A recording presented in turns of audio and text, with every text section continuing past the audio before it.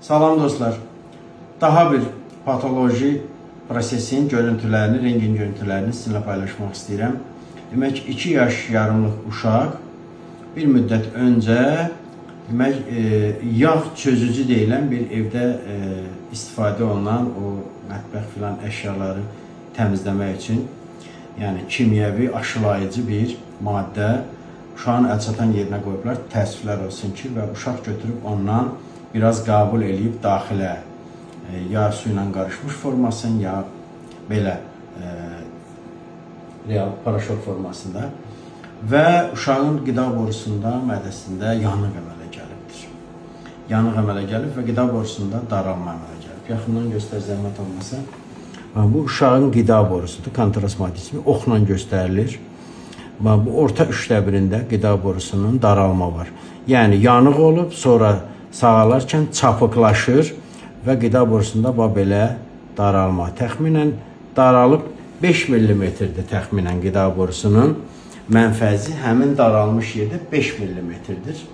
Uşaqlarda normada ən azından bir 10-12 mm olmalıdır onun mənfəzinin diametri. Və bərk qidaları uşaq qəbul edə bilmir, oradan keçə bilmir, qusur və s. Və hələ bu genişlənmiş halıdır. Yəni yanıqdan bir müddət sonra ki, orada ciddi daralma yaranır və bujlama əməliyyatı edilir qida borusunun. Yəni daralmış hissəni biraz genişləndiriblər, bir neçə dəfə genişləndiriblər.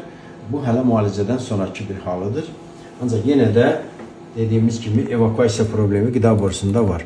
Ancaq bundan başqa həm də uşağın mədəsində zədələnmə olub. Demək, burada zədələnmənin mədəsində yanıq olub kimyəvi, onu qeyd edəcəm. Ancaq burada bir divertikul kimi bir çıxıntı görürük. Bu fundoplikasiya əməliyyatı keçirdi uşaq, fundoplikasiya. Yəni qida borusu orada demək daralma olduğuna görə ondan da yarana bilər. Bir də orada ola bilər anadan gəlmə bir yırtıq patologiyası olub. Ona bağlı deməli fundoplikasiya əməliyyatı olub. Ancaq burada residivi var onun. Yəni ola bilsin ki, tikişlər biraz açılıb oradan, yəni divertikul kimi görsənir. Yəni nəyə görə deyirəm? Çünki orada həm təzədən reflüks var, təzədən də yırtıq var. Yəni yenidən orada böyük ehtimal tikişlərdə boşluq əmələ gəlib və yenə də kontrast maddə geri qayıdır və diafragmanın qida borusunun yırtığı var burada.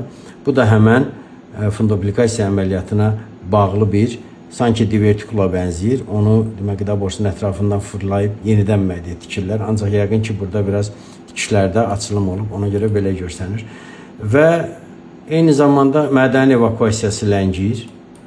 Təqribən biz yarım saata qədər gözlədik, içitdik, keçmədi, gözlədik yarım saat, sonra yenə baxdıq. Ondan sonra az miqdarda ki, bu keçməyən halıdır. İçitdik, gözlədik, keçmədi. Ancaq ondan sonra təqribən yarım saat sonra biz müşahidə elədik ki, az miqdarda kontrast 10 km/s keçib. Yəni burada əsas məqsədimiz həm də bir uyarmaqdır insanlarımızı ki, kimyəvi maddələri, evdə istifadə olunan o təmizləyici və s. maddələri uşaqların əli çatan yerə qoymayaq. Onlar uşaq anlamır, götürür onu, içə bilər və o zaman nəticədə belə bir ciddi problemlər yarana bilər. Sağ olun, sağ olun.